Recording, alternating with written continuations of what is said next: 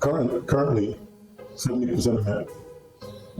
Sorry, you burped me. Oh my God. Stop. Stop. Fix your mouth. Tammy, who do that? Who's Tammy? I know exactly what you're talking about. Exactly. He said, which is necessary in every financial planning strategy. Yes, I mean, deeply. You just said all of that? I watched. Yes, this thing.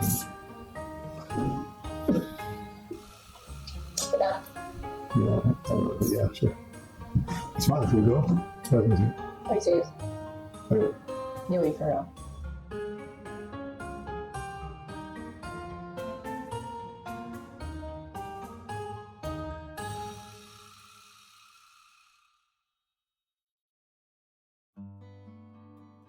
Welcome back to the next episode of Team Whittaker. I'm Barbara Whittaker. Whittaker. And we're continuing on our legacy series. This week we're talking about A, which is for accumulate/save. So savings is a very important part of the plan overall, and accumulation is key to really building wealth. And in the past video, we've mentioned that it's not necessarily about how much you make, it's about how much you keep. And that's what we're talking about here. We're talking about accumulation, and we're talking about savings and your strategies on how to implement and do just that. Currently, about 70% of Americans have less than $1,000 in savings. We've looked and found some numbers that show that the average American spends somewhere between $60,000 and $65,000 annually on their household and living expenses, and seems that they have about $4,000 on average left over afterwards, but again are only able to consistently have $1,000 in their savings account at any time. We feel that this is something that can be built on and accrued. In terms of debt goes, average household has, including the mortgage debt, over $100,000. The only way that this is going to improve itself is to be and take initiative and to be intentional about savings and accumulation, which is necessary for every financial plan that's out there these days. So why does accumulation matter? I know those numbers sound scary, especially for the many people that don't even make that much money in a given year. One rule of thumb my dad used to always preach, and I've said it before in a prior video as well, is to pay yourself first. You know, a lot of people are already struggling. If you're going to continue struggling, you need a way out, and this could be the way out at some point. It just needs to be, like Huey said, intentional, and it's going to take time. It took you time to maybe get into a hole. It may take you some time to get out of the hole. Why does accumulation matter? It matters because it gives you some breathing room. It gives you some space to, if something were to come up, you're able to address that issue or that unexpected event, that unexpected bill that may arise. If you were to pay yourself first, you would, let's say you're getting paid $10 a week and you're saving, 50 cents to $1. And people will say, I don't have that much I can save. Well, if you start with 10 cents of that $10 a week, you're still doing better, because numbers, the rule of 72, if you keep adding and doubling over time, it's gonna grow. But you have to start with putting something there little by little over time. And one other thing you have to remember is that this is part of the legacy process. So, first comes earn, or earn becomes before accumulation. If you're not accumulating and you're just earning, that is the fastest means to stay broke, right? So this is an important step in the process to continue on in the legacy process in building wealth. So it all comes down to mindset to get this going and make this like a real thing in your life. Barbara mentioned paying yourself first. You need to pay yourself first. What does that mean? Verizon, DirecTV, Publix, whoever else is waiting for your money. They're waiting for it. You're gonna go. And they have a plan to get it, actually. They're waiting, and they're sending Target, Costco, like they have those algorithms built. They know what you want. Amazon, forget it. So make sure that you have a plan that your money is going where you want it to go. And what that means is, okay, maybe you're not going to necessarily skip, eating or like making the dinner, like you have to eat. We get that. But if you make $2,000, put $1,000 away and make the rest work. And again, we're not advocating for skipping paying rent, mortgage, or any important bill, right? No, but that's not part of what this is. But what this is saying it has to be a forced, if it has to be a forced saving strategy, make it a forced saving strategy and partner up with someone that can be an accountability partner if not. Because the mindset needs to change, and it's going to be very difficult for you to do this on your own. And so, utilize a partner, someone that that will tell you the truth and be frank and straight about it. And that you just send them a text every month. Hey, I did my 1,000. And look, at the end of the day, you're going to have to build some discipline. At the end of the day, you're going to have to make this work. So it is on you, but your mindset can shift quickly if you give it all the tools to allow it to do so. So it's going to start with your mindset and then taking the action to follow basically the discipline that you're trying to build. So let's talk about the practical framework, practical things that you can do that can help with your saving strategies. Huey and I went to a wine tasting event last night, and we were sitting at the table with the gentleman that was talking to us. And he mentioned in the conversation that at one point he decided to stop using the money he was using to purchase drinks every week and to put that money in a savings. It was something he was already doing that he made a decision to stop doing in order to save and accumulate. He put that money somewhere separate and would just every week add that money into an account. And he was explaining how much he had saved over time, and he was wowed by the amount of money that he had saved. That is a strategy. Examine what you're spending your money on. More times than not, we all have those things that we like to buy, our drinks, our coffee, our pastries in the morning, our ice cream and cookies, on a regular basis. Anything along those lines that you're spending regularly on that you can maybe, step back and put in another account. That's a start versus not doing anything. So here's some practical ways. That's one way.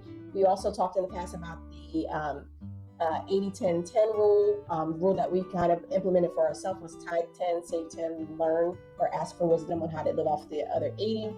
There's the 50-30-20 rule, which are the needs, the wants, and the savings. Any of those things work.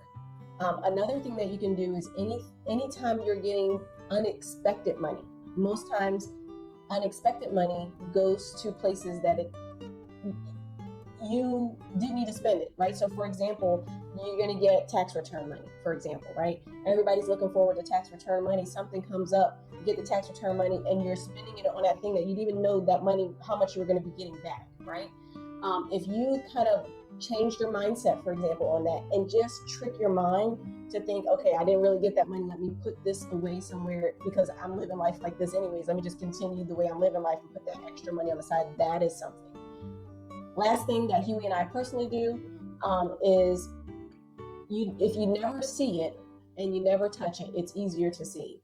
And we've talked about this before as well. We automatically have money going to other accounts so that we don't spend it. It doesn't come into our hands. The harder it is for you to have access to that money, the better opportunity you will be giving yourself to save, especially if you are just starting out and you're not very disciplined. That is always a good place to start. Just allocate a portion of your paycheck, $5, $10, $15, $25 to go into a separate account. That is a good place to start and a practical way to start. Out of sight, out of mind. Out of sight, out of mind. Some of the common objectives that we hear, or that you may be thinking, or that you have heard, I'm sure are, well, I don't make enough to save. Or maybe you even thinking this, I don't make enough to save. I live paycheck to paycheck. And I would challenge you to say, where do you spend your money that you think it doesn't matter? For example, do you go to Starbucks at least once a week? And if you do and spend $10, that's $40 a month that you can put somewhere. Because you can, and let's just be very practical, you can go buy a Starbucks coffee they get at your house probably for $10. It'll probably last you a month, maybe 15. But we'll go out on a limb and just say 15, right? So now you have $25 that you can put somewhere every single month. So again, there are several places that people can identify that can overcome that objection. So again, challenge. It's a challenge. You have to challenge yourself. You have to look inside of yourself. Another thing is, I'll save or I'll start later, or when I make more money, or when I get the promotion, or when I get to this new job, or whatever it is, right? Kind of kicking the can down the road. Let's just be honest again. You gotta be honest with yourself. You're not gonna start because there's never gonna be a good time to start. It's always gonna be something. Oh well, this is happening, or the market's down, or whatever it is. There's always gonna be something. Maybe something relating to your kids, or some bill that's coming due. There's always going to be something. So the best time to start anything of any kind is now. How you start might be different, but you need to start. You might start with a smaller amount, and that's okay. And then the last thing is thinking and not adding the variables in that may have an effect on what you do. So, inflation is real. The prices of things are going up. And so you should start. We just talked about that, right? Having that excuse. But you should not be and stay at a comfortable place to where you don't challenge yourself. Because remember, at the end of the day, it's still your money. So if you force yourself to give more over the last couple months and you realize you gave too much, and like a bill was getting past due, that's your money, right? Obviously, you have to keep the lights on. So if you have to dip into it to maybe pay a bill that maybe you try to force yourself to stretch yourself on, you got to do that. But now maybe I'll scale that back a little bit. You stretch yourself, maybe you need to scale it back because there are going to be factors that come up. All you need to do is continue to make adjustments, but you do need to challenge yourself and stretch yourself. If you just stay at the $25 mark for 5 years, you could have possibly doubled that in your second year, and then you look at your money and be wowed by the amount that it's grown to. The gentleman that Barbara referenced earlier, he saved over a 5-year period. And he looked at his account and it was over $40,000. That's a lot of money. That's a lot of money saved by just not spending on something. So let's just be honest with ourselves and know that we can actually do things beyond the norm, but we have to set ourselves up and have a good mindset that's going to allow us to continue that and make necessary adjustments as we go along. Yeah, I don't think we always realize how the little things add up over time. So we will end this by saying to never despise the day of small beginnings, right? If it's, 5 cents, 10 cents, $5, $10, start somewhere, build up over time, grow over time, and you'll be amazed at what, little steps over time will give you, the result that it will give you. It's just like working out in the gym. You start with, lifting 5 pounds, and then, months down the line, you're lifting 10, 15 pounds. It's just a process that you have to work that savings muscle over time. So we challenge you this week to create the transfer, open the account, change your payroll or your paycheck and how it's divvied up.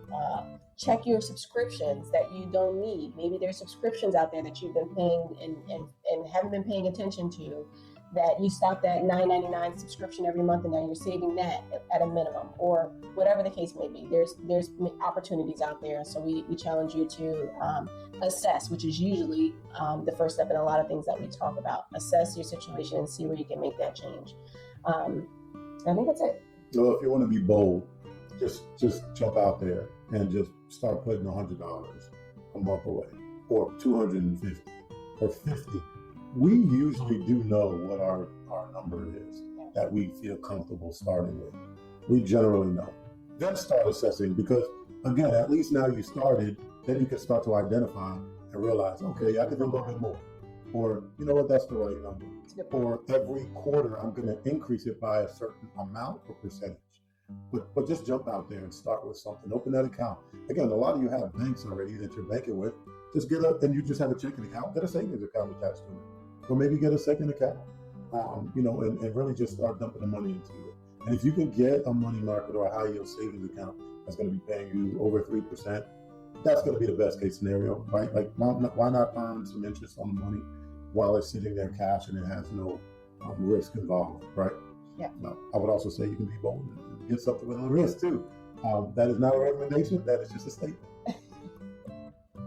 So until next time, start strong, grow bold, be fruitful. If you guys need some worksheets, we can provide those to you. Drop Legacy in the comments. Continue to like and share, and we'll see you soon.